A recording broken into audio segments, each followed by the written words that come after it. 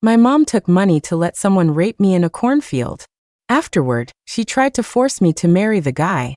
I refused, so my mom decided to kill me for a ghost marriage. But here's the thing. I was already dead. Killing me again would turn me into a vengeful revenant. My condition is unique. I can't be without men. When my brother came home, my mom had just sent the last guy out of my room. It was the middle of winter, and he was just in his boxers, shivering. I was lying in bed, resting my eyes, when my brother slapped me clean across the face. My mom cooed over him. "Oh, my sweet boy," draping a coat over his shoulders and asking what happened. "It's all her fault," he wailed, pointing at me. "Her dirty money is bad luck. It made me lose everything." He spat in my direction while crying. I almost laughed. He thinks my money is dirty? When I worked a normal job to earn clean money, he complained it wasn't enough. My mom pulled her precious son aside to ask what was wrong. Turns out, not only had he gambled away all the money, but he was also hundreds of thousands of dollars in debt. Oh my God. What are we going to do? My mom panicked. To make sure you could have your fun, I haven't let your sister rest for a second. This is too much. We couldn't pay it back even if we sold her. Hearing this, my brother collapsed on the floor and started thrashing around. I don't care. They said if I don't pay them back in 3 days, they'll break my legs. I'll be a cripple. I won't be able to get married and give you grandkids. How will you face anyone then? That sent my mom into an even bigger panic. "Mom, get out of my way, you useless piece of trash." She shoved me aside, irritated. Bang, bang, bang. Just then, 3 loud bangs echoed from the southeast. Firecrackers. That means someone died. It's a custom here to announce a death with 3 firecrackers. My brother stopped his tantrum, pulled out his phone, and a slimy grin spread across his face. He quickly wiped his tears and mysteriously pulled my mom out of the room. He was so excited that he forgot to be quiet, and I could hear their loud whispering right outside the door. It turns out the mayor's son Rick had died. The idiot. He'd gotten drunk and accidentally blown up a gas tank at home, killing himself in the process. "Mom, look," my brother said. "The mayor is in the town group chat looking for a ghost marriage for his son. And he's paying top dollar. With that money, we can pay off my debt and still have some left over." "That's great, but we don't have a female corpse." My mom's voice trailed off. Through the translucent window, I saw my brother point mysteriously toward my room. My mom hesitated for a moment, but she couldn't resist my brother as he hugged her arm, whining and pleading. "Oh, come on, Mom. Rick always had a thing for my sister. Remember the cornfield? We got a lot of money for that. This is fate. A golden opportunity. You have to." My mom started giggling as he shook her, and soon enough she nodded. My brother skipped away, overjoyed. I took a sharp breath. I secretly grabbed the phone one of the men had left behind. Sure enough, my mom had already accepted the offer in the group chat. "Mayor sir, what a coincidence. My daughter just came down with a fever and passed away. It must be fate that she and your son were meant to be." The group chat exploded. Everyone praised my mom for raising such a good daughter, one who even died at the perfect time. A few minutes later, my brother came in with a bowl of soup. "Drink up, sis," he said, all sweet and apologetic. "I was wrong earlier. To make it up to you, I made you this special sweet porridge. Drink it while it's hot." My heart went cold for a second, then leaped with excitement. I was already dead. Getting killed again on the night of my own spectral return? That would just fuel my rage. It's way more nourishing than absorbing the life force from men. At that thought, I bolted upright like a corpse reanimating. To my brother's delighted surprise, I chugged the whole bowl in one go. Then I did my routine, legs kicking, eyes closing, tongue lolling out. My brother pinched me to check, and when I didn't react, he jumped for joy and ran to get my mom. But I wasn't going to make it that easy for him. As soon as my mom walked in, I struggled to sit up again. I pounded my chest, coughing violently, and reached out to her. "Help me." My mom shrank back behind the door, looking suspiciously at my brother. My brother puffed out his chest and swore it was guaranteed to be fatal. He'd even tested it on a chicken. "But what do we do if she's not dead? The mayor is coming to inspect the goods any minute." My brother, on his skinny stick legs, rushed to get another bowl. I pretended to be scared, shaking my head and refusing to drink. He clenched his jaw, climbed onto my shoulders, and had my mom hold my head while he forced it down my throat. I died again with my signature 3-step routine, but before they could even catch their breath, I was struggling and calling for mom again. This went on over and over until they were both drenched in sweat, and a knock came at the door. Only then did I finally die for good under a barrage of pillow strikes from my mom. But the mayor was not pleased with my appearance. My face was contorted, my limbs were twitching. It clearly didn't look like I'd died peacefully. The mayor said I wasn't worth the price. He said my face was bluish-purple, like I'd been poisoned. A ghost who died violently would be a vengeful spirit and wouldn't serve his son well. Wiping away sweat, my mom promised him I'd died from a fever, no medicine involved, absolutely fresh and healthy. She kept insisting I had only just passed and they hadn't had time to tidy me up. The mayor gave my mom a long, meaningful look, then waved his hand to leave. My brother dropped to his knees in front of him. He begged for more time, promising they'd clean up the body for another inspection before he made his final decision. The mayor reluctantly stopped.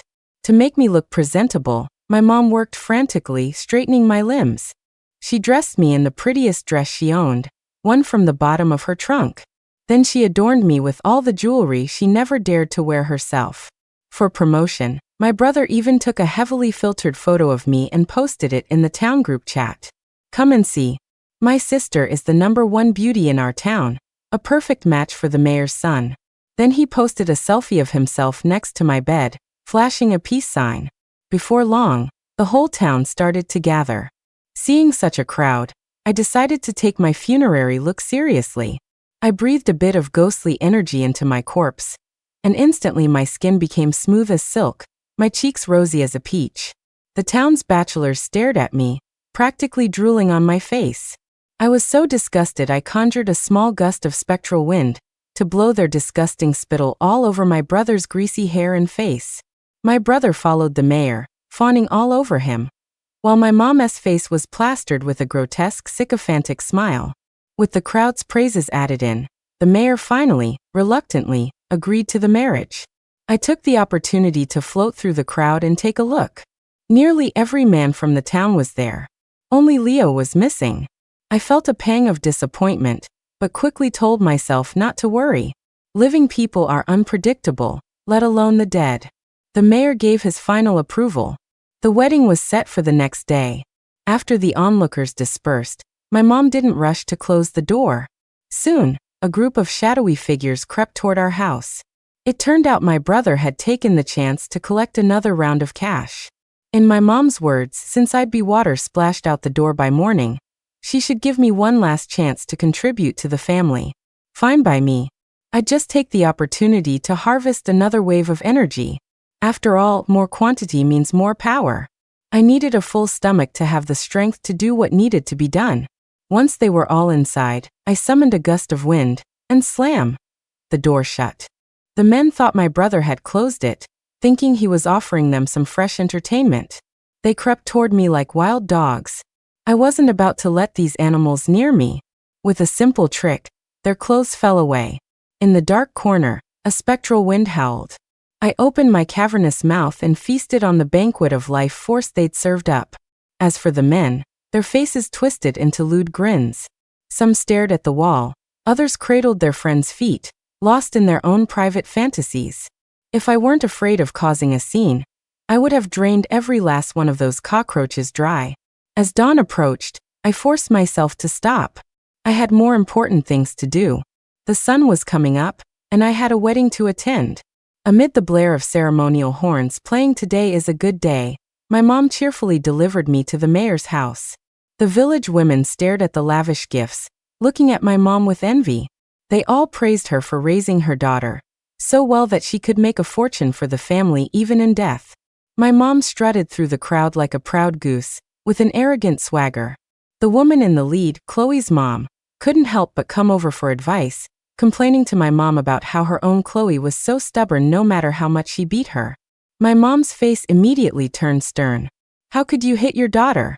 This kind of fate is part destiny, part hard work. It's all up to her.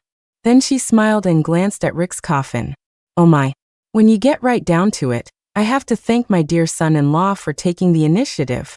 He dragged that useless money pit of a daughter straight to the cornfield and took care of business.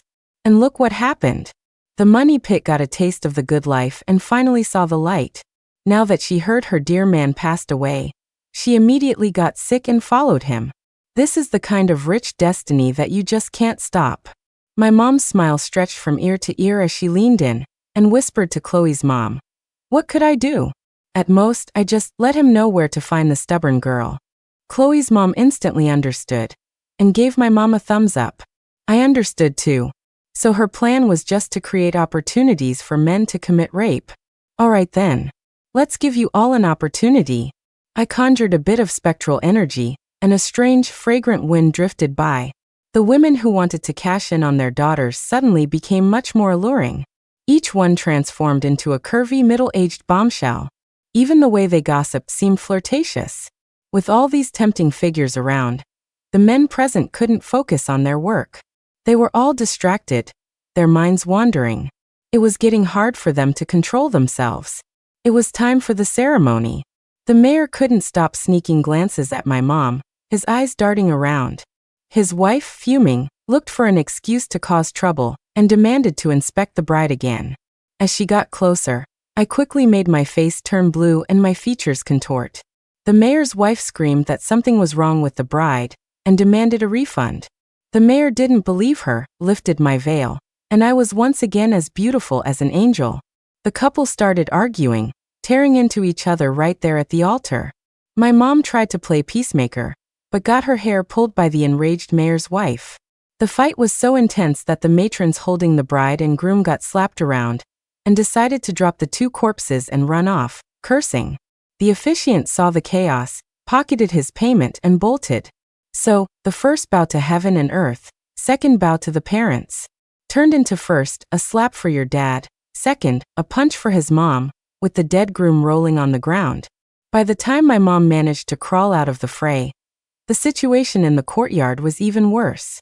The pallbearers, the horn players, the cooks, they were all possessed. They were chasing the women around the yard with wild, bloodshot eyes. Even my brother was grabbed by the fat chef and was being dragged toward the pigsty. My brother getting hurt? No way. Like her tail had been stepped on. My mom shrieked and lunged at the chef's face. But she didn't see the pallbearer right behind her. The group of them tumbled, wrestling and pulling, into the pigsty. The courtyard was in total chaos, with women screaming and cursing. "You little brat! I'm your aunt. Hey, you've lost your mind, you bastard. How dare you pull down your auntie's pants?" I was laughing so hard my eyeballs were about to fall out. Suddenly, I felt a chill from behind. My mom was standing there, hair a mess, glaring at me. That's when I realized I'd been so busy laughing that I forgot I was supposed to be a corpse. I was still standing, unsupported. That's not very corpse-like. I quickly retreated into my body and fell to the ground with a thud. But my mom, well, she's my mom. She grabbed a large basin of water and threw it on the mayor and his wife. The cold water shocked them out of their fight. My mom pulled the mayor aside and whispered something to him, her venomous gaze flickering over to me. The mayor immediately picked up his phone. A short while later, the sky darkened, and the sound of chanting shattered the stunned silence. Soon, a burning sensation of being bound gave me a splitting headache. I tried to burst out of my body but was blocked by a scorching hot talisman pressed against my face. This is bad. The door was blocked. Escaping was going to be a problem. The chanting grew closer, and I started to sweat blood in my panic. My mom strode forward and opened the courtyard gate. Of course. It was old lady Lou. "Quick, ma'am, get this disobedient, worthless piece of trash under control," my mom said, pointing at my body with clenched teeth. Old lady Lou paused, said something to my mom, and without hesitation, my mom bit her own middle finger and smeared her blood on the talisman. That cold, resolute act sent my mind reeling back to the cornfield. That day, I had stumbled home from the cornfield, enduring excruciating pain. I cried and begged her to call the police, but she was too busy counting her money and kicked me away. She didn't care that my neck was broken, that I was bleeding from the mouth. The memories gnawed at me like 1,000 insects. I wanted to escape, but there was no exit. Old Lady Lu slowly approached. The resentment made me tremble uncontrollably. I let out a huge scream, and an unknown, evil power surged through me. The talisman on my face instantly shattered. Like a monkey freed from its mountain prison, I finally broke away from my corpse. But I'd barely floated for a moment when a golden net fell from the sky. I quickly summoned all my vengeful energy and managed to halt the net, but suddenly, countless rough hands emerged from it. The hands spun with a howling wind, endlessly repeating my mother's voice. Kill her, kill her. The agony was like 1,000 arrows piercing my heart. My body drifted down like a leaf. It's over. I messed up. Just as I'd given up all hope, a huge hand suddenly wrapped around my waist. The hand was large and firm, like a man's. Damn it. Am I going to get groped even as I'm being turned to dust? What kind of crap luck is this? I screamed at the sky in frustration. Less than a second into my pity party, the hand gave a powerful shove and pushed me out of the golden net. I was wondering which deity had saved me. Then, a voice I didn't particularly want to hear echoed behind me. You really don't want to marry me that much? What the hell? Rick, marry your ass. Before I could finish my curse, I realized the voice wasn't right. A familiar face slowly emerged from the chaos. My eyes widened in disbelief. Leo? Leo scratched his head sheepishly and nodded. He always stuttered when he got excited. Becoming a ghost hadn't changed that. Well, I wanted to help you. I had almost gathered all the evidence, but Rick found out. He used some dark magic, killed me, and then burned my body. Then he ran. His dad was afraid my ghost would haunt them, and that people would get suspicious, so he found old Lady Lu. She told him to find a ghost bride for me to quell my resentment, and to cover things up. Holy crap. Then why didn't you tell me sooner? His stutter was starting to make me stutter. Leo just smiled his honest smile and said nothing more. There was no time for a reunion. The golden net, burning with fierce flames, attacked again. I dodged it in a flash. The next second, my mom's heart-wrenching screams filled the air again. You wretched girl. You ungrateful thing. Just die. We were still connected by blood, and a sharp pain shot through my heart again. I was quickly immobilized. Just as the golden net rushed toward me, Leo lunged forward. After a dizzying spin, the net exploded. A pig-like squeal came from old Lady Lu on the ground. My mom ignored her own pain and scrambled over to help the crone up. They exchanged a few words, and my mom held out her bloody finger again. Looks like my dear mother was willing to risk it all for that ghost marriage money. I was wondering how to deal with this. The next second, what old Lady Lu did almost made me laugh out loud. After using my mom's blood, she yanked my brother over. It seemed the old hag wanted double insurance, but my brother wasn't going to be so useful. Sure enough, when the blood talisman was activated, it shot straight back at old Lady Lu's face. Boom! The blood talisman blew a hole right through her forehead. She stared wide-eyed at my mom. Before she could say another word, she collapsed dead. Any fool knows a blood curse needs the blood of a blood relative. Use the wrong one and it backfires. My brother's hand was still stinging, but the talisman had already burst into a roaring fireball and was hurtling toward him. He scrambled to his feet and ran, my mom, terrified, chasing after him, her face a mask of anguish, crying, "My sweet boy. Sarah, what's going on? You got old Lady Lu killed. What is all this?" The mayor grabbed my mom, his eyes red with rage. At this point, my mom couldn't hide it anymore. Why? Because her precious son wasn't hers by birth. You didn't see that coming, did you? Our backwards village has an unwritten rule. If the firstborn is a girl, she has to be dealt with by old Lady Lu. Otherwise, the family will only ever have girls. Actually, my mom used to love me very much at first. She didn't believe in the superstition and refused to let my dad take me away. My mom promised that if he just let me stay, she would give my dad a son no matter what. But unfortunately, she had 6 more pregnancies and all of them were girls. The repeated abortions ruined my mom's body and destroyed her love for me. She became irritable and abusive, hitting and cursing me. But that didn't solve the problem or help her have a son. She needed another way. Amid the mockery of the villagers, my mom finally conceived her 7th child. But this child was just for show. The real pregnant woman was in our cellar.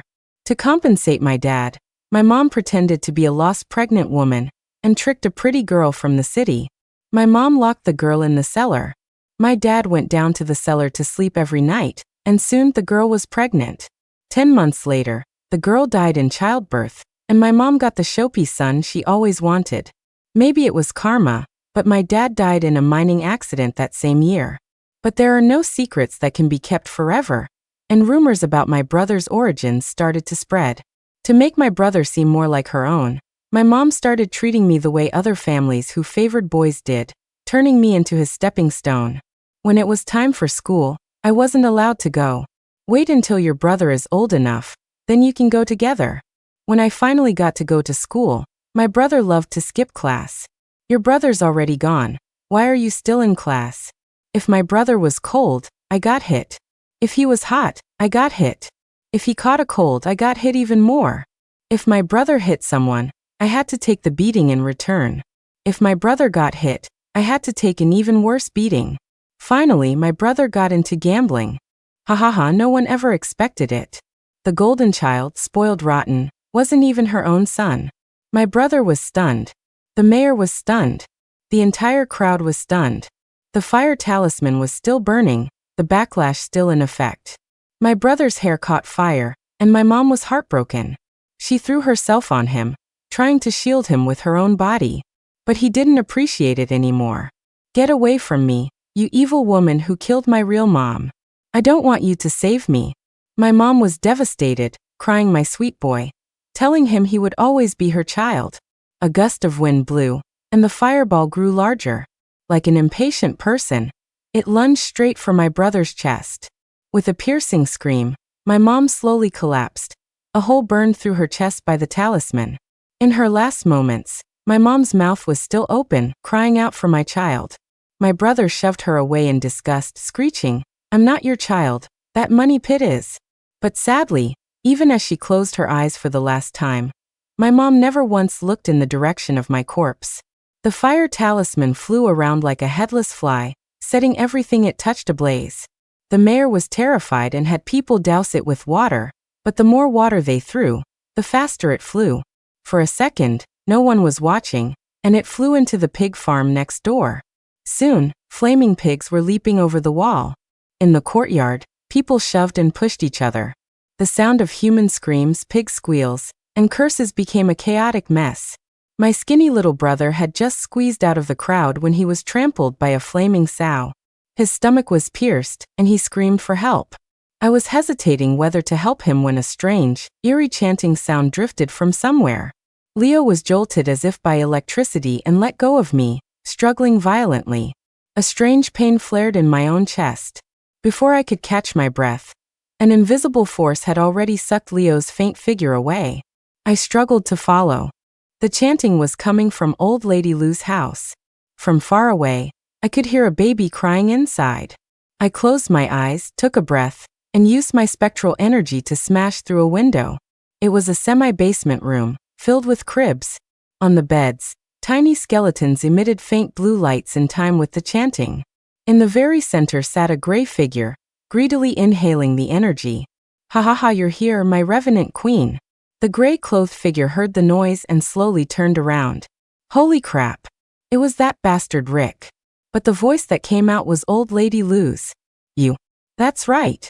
I took Rick's soul a long time ago. My female body had terminal cancer, it was useless. Besides, your dear auntie was tired of being a woman and wanted to try a new body. Damn it. This old monster was playing with gender transitions?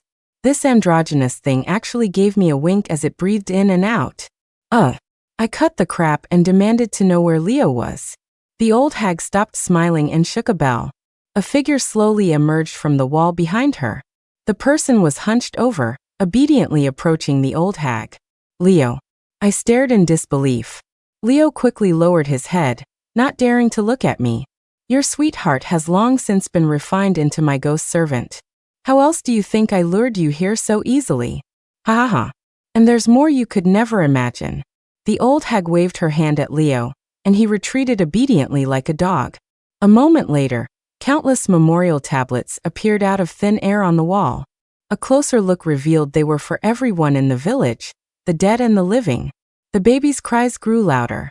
The tablets slowly emitted wisps of light blue smoke. The old hag immediately sped up her breathing. You're absorbing the lifespans of the entire village. Of course. How else can one achieve immortality? The old hag said smugly, and that's not all. I need more living souls, so I need a revenant to help me collect them. If you know what's good for you, I can let you and your lover cultivate together. How about we become living gods together? What the hell? Be your god? Are you insane? This is evil. No more talking. I unleashed all my spectral energy and knocked the old hag flat on her back. She quickly got up and launched the memorial tablets at me. The tablets instantly transformed into countless familiar faces. My brother, my mom, my aunts, my old neighbors. Before I could process it, their snarling faces were already on me. A sharp pain, like being bitten by 1,000 bugs, shot through me. Leo, go protect me. I'm going to drain this wretched girl dry. The old hag cackled madly. I let out a roar, preparing for a fight to the death, when a sharp pain shot through my back. It was Leo. He had stabbed me through the heart with a peachwood sword. There is no weapon more vicious than the sword of a loved one. It's true what they say, a man will only slow you down. Unfortunately, I realized it too late. A stream of dark blue liquid spurted from my heart. The old hag greedily began to drink it. Haha, I forgot to tell you, the price for not cooperating is being drained by me. A revenant is a great tonic, worth the souls of the entire village. I used my last bit of strength to turn my head. A strange, knowing smile was on Leo's face. The next second, the old hag vomited a mouthful of old blood. The baby stopped crying, and the memorial tablets, losing their power, all fell down like trash. The old hag was buried under them, tumbling and rolling. You treacherous dog, I'll have your soul scattered to the winds. Haha, too late. Didn't you know villains always die from monologuing? I stood up, perfectly fine, and exchanged a smile with Leo. It was all an act we had put on. Leo stole one of your soul-devouring talismans. You just absorbed it yourself. In a way, you're eating yourself now. Good luck with that, you old hag. Don't celebrate too soon. A mere pawn thought he could plot against me? I haven't lived this long for nothing. The old hag did a flip, forced herself to sit up, closed her eyes, and began chanting a strange spell. Instantly, a ball of green fire fell from the sky. Leo shoved me out of the way. He was struck by the fireball, and his figure quickly became transparent in the karmic flames. Stop. You want me to collect souls? I'll do it. I'm willing. There was no time. I could only bow my pathetic head. If you can't beat them, join them. I slowly knelt, letting the old hag draw out my soul. Once this soul was gone, I would just be her walking corpse. Just then, a basin of stinking black blood fell from the sky. The baby's cries became even more shrill, and the memorial tablets all exploded. Without their suppressor, the various ghosts were set free. They scrambled over each other, rushing toward the one who had imprisoned them. Before the old hag could even finish drawing out my soul, she was torn to shreds by the mob of ghosts. I rushed to pull Leo up, but his soul had been tortured to the point of near non-existence. Leo struggled to take my hand, but we were both like mist and couldn't grasp each other. Finally, he gently touched my hand and whispered, The old hag got me. My main soul is broken. I'm afraid I'll dissipate soon. But it's okay. I couldn't protect you in life, but I've secured your death. As long as you can be reincarnated safely, I have no regrets. No, I won't let you go. Rebirth without you means nothing to me. If we scatter together. I couldn't stop the tears of blood from streaming down my face. I grabbed a small wooden sword, ready to dissipate with him. A timid voice suddenly came from the corner. Does this belong to Leo? I quickly turned. It was Chloe. She was holding a small box. Inside was a talisman covered in drawings of chains. On it was Leo's birth sign. I was overjoyed and quickly burned the talisman. A faint blue speck of light slowly floated out and drifted into Leo's nose. An hour later, Leo's form finally became clear again. It was only then that I learned Chloe's mom wanted to follow my mom's example and trade Chloe for money. often letting old bachelors into Chloe's room at night. Chloe didn't dare stay at home and had, by a strange twist of fate, hidden in old lady Lou's soul refining room. There, she discovered the old hag's evil deeds. Chloe hated her and not only secretly swapped out Leo's life soul, but also helped us at the critical moment. After Leo recovered, I quickly pulled him up, and together, we helped guide the souls of the poor baby girls. Watching their lovely faces slowly turn into specks of light and fly away into the distance, I cried tears of blood from joy. Unfortunately, no matter how hard we tried, there were still many residual souls that had been tormented by old lady Lou for too long, and could not be reincarnated. The sky was getting bright. If we didn't reincarnate soon, we would all be lonely ghosts forever. Leo and I stared at each other, at a loss. Suddenly, something pricked my ankle. I looked down and saw my mom. Her soul had been half sucked away by the old hag. But that didn't stop her from grabbing me tightly. "My good girl, it's getting late. Hurry up and send your brother off first." I frowned. "That's not right. Isn't my name Useless Money Pit?" "No, you're my good girl." Mom was blind. "You're so capable. Hurry up and help your brother," she said, grabbing blindly and dragging over a residual soul that was nothing but a pair of skinny legs. The residual soul screamed, "Quick, quick, send me off." I rubbed my temples, feeling a headache coming on. "The two of you in this state, it's not easy to guide your souls. Can't you just spare some energy for us? You just don't want to, you ungrateful thing." My mom started cursing again, her form swelling as she yelled. I wanted to say something, but with a pop, she and my brother exploded into dust. I shook my head, embarrassed. "Oops.